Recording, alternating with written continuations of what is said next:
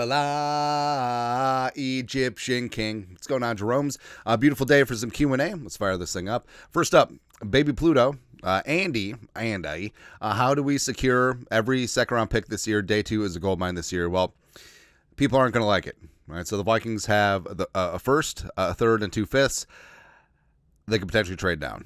Right? And this is a very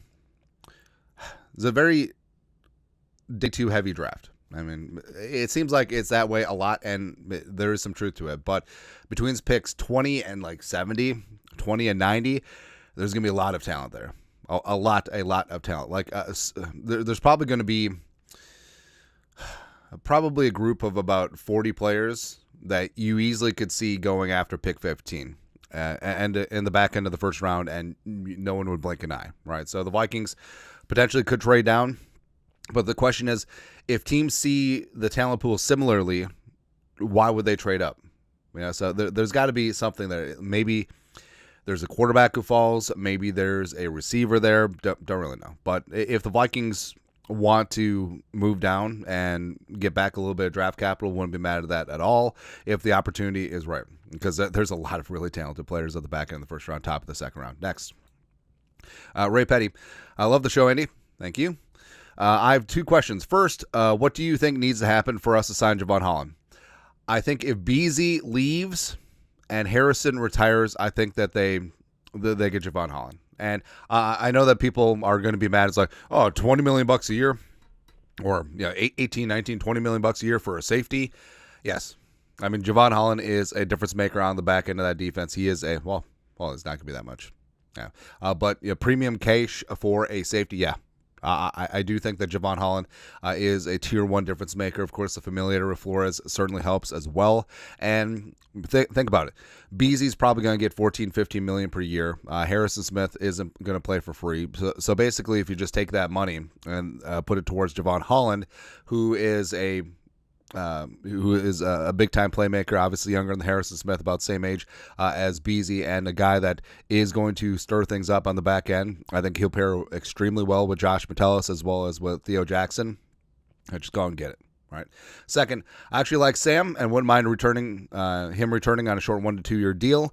Would you be open to seeing him back if he isn't traded this season? If so, what kind of deal would you be willing to agree to? I think the transition tag of 1 year for $36 million is kind of appealing. I don't know, man. But the entire plan was to have J.J. McCarthy ready to go and then having all this cap space to be able to spend. Now, Darnold, respect, had some amazing moments. You don't win 14 games without Darnold, but just the ending was just that bad. But if you build an FU offensive line in front of him, what happens, right? But I do think that Darnold is going to have suitors in free agency, given how down this quarterback class is. So it might be a moot point. I think the Vikings wouldn't mind having him back at the right price, but I don't think that price is going to be within the realm of possibility. I think that maybe the Vikings want him back on like a 2-year $50 million deal, $25 million per, but he's probably going to get $35-40 million per year in free agency. Next, Adam Root, would you rather overpay for Trey Smith or sign multiple solid offensive linemen? Big fan, thanks for your contact. Hey, thank you. So what it comes down to is that Trey Smith is going to be the crown jewel of this offensive line class, and Trey Smith getting $20 million per year, that's in line with Robert Hunt, Joe Jackson, etc. So it is in line with tier 1 guard money. Now the rest of them, there are spots on the apples, if that makes sense. Will Freeze is great. Tevin Jenkins is great, except there's injury concerns of both. Becton, 1 year transition inside to guard. Also, was he a product of Philadelphia's great offensive line? Aaron Banks, same question. What's going on there? Then you do have veterans like James Daniels, Macari, or 1 year rentals like Zeitler, Scherf, Martin, etc. But I say just go get him. Trey Smith, is a grade tier 1 guard. Plus, Trey Smith's doing all this, and his right tackle is Jawan Taylor. Come on. Yeah, I mean, he's got Creed Humphrey next to him, but Jawan freaking Taylor, come on. But Trey Smith instantly upgrades the right guard spot for the Vikings. And also, are you going to pay $20, $21, $22 million per year for him? Yes. Do you have the money to do that? Yes. Also, would they keep him away from the Bears? Yes. So it's kind of a 2-for-1 deal in that spot. So I feel perfectly fine getting Trey Smith or So Trey, if it's a binary situation, is it Trey Smith or Tevin Jenkins and Drew Dahlman, or Tevin Jenkins and Ryan Kelly? Or is it Tevin Jenkins and Mekhi Becton for the cost of Trey Smith? Then I mean, then we're kind of talking here. Or Fries and Becton. I don't know. I'm good either way. Just go get dudes.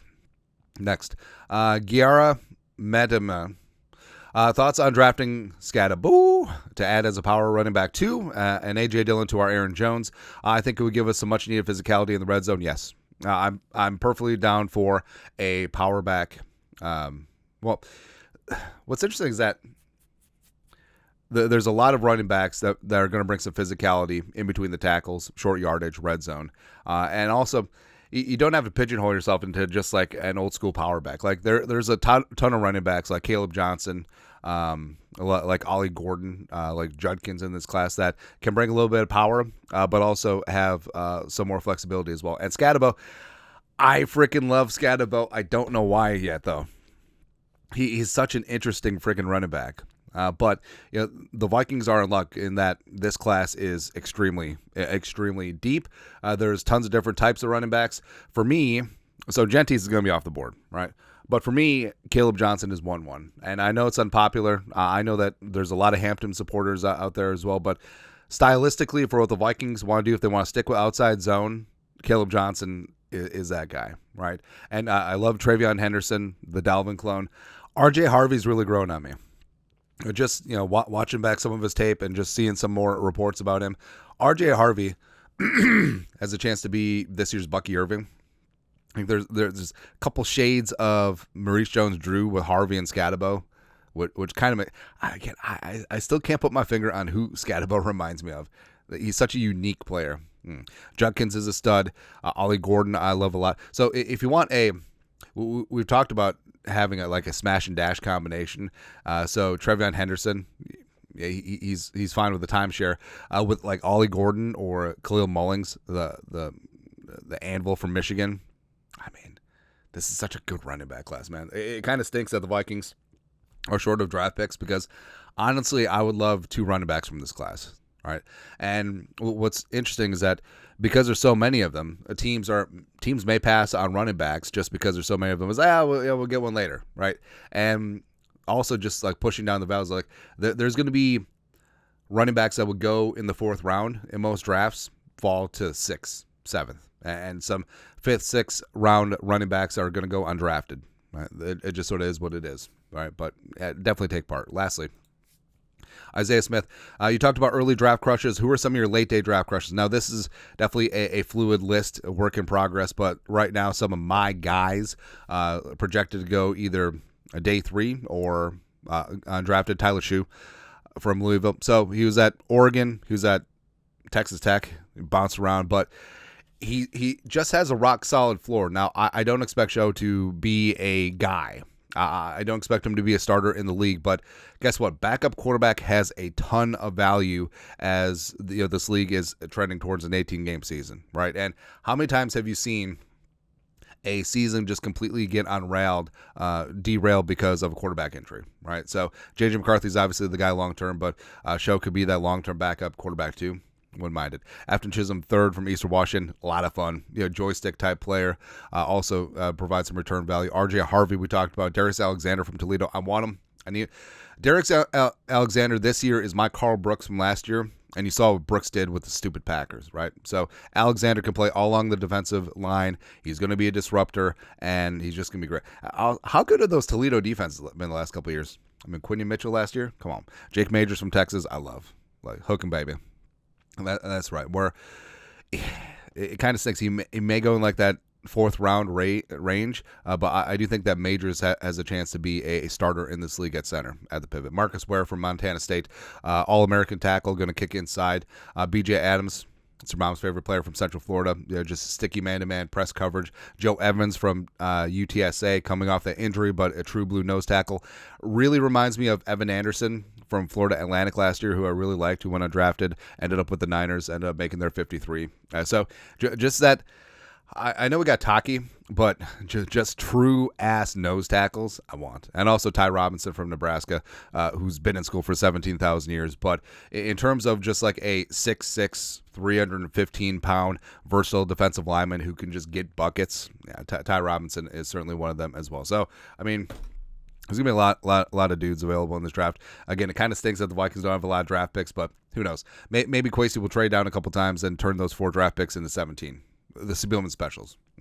Anyways, that's it. Q&A for this beautiful day. You guys are the best, to do. Skull production value.